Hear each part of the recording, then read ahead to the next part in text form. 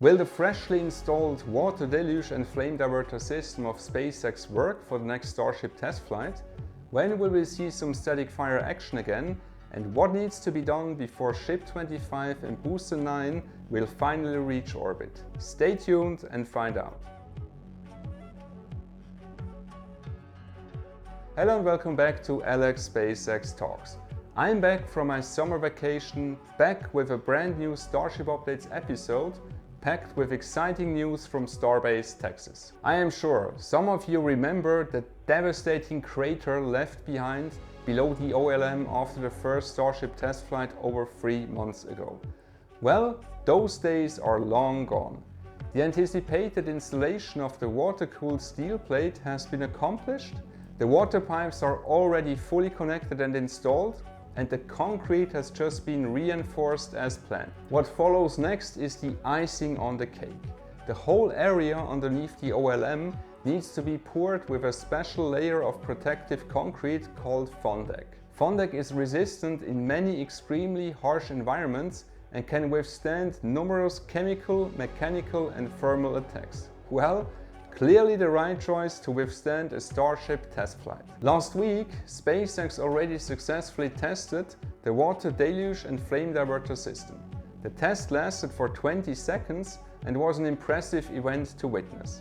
One could clearly see the layout of the 33 Raptor engines on the steel plate of the diverter system, which should resist the immense force of a super heavy prototype generated during liftoff. Before we see a complete test of the diverter system with a super heavy prototype on top, Booster9 will need to undergo its testing campaign first. The cryogenic proof test with liquid nitrogen was already successfully conducted, and next in line is a static fire for at least some of the 33 Raptor engines. Once the partial static fire was successful, a full duration 33 engine static fire can be expected next. Oh wait, yes, sorry, I totally forgot.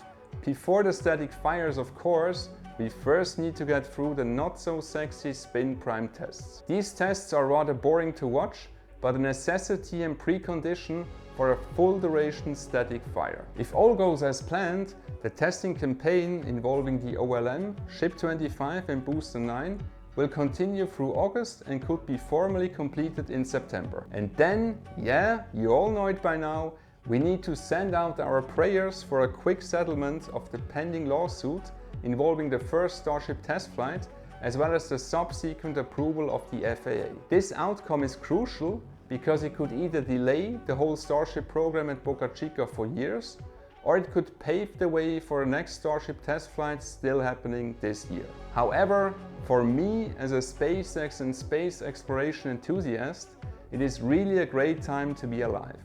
At Starbase, we're witnessing day to day the vision of Elon Musk slowly becoming reality, making human beings a spacefaring civilization. I hope that you have all enjoyed today's episode. Have a great week and see you soon in my next video. Ciao.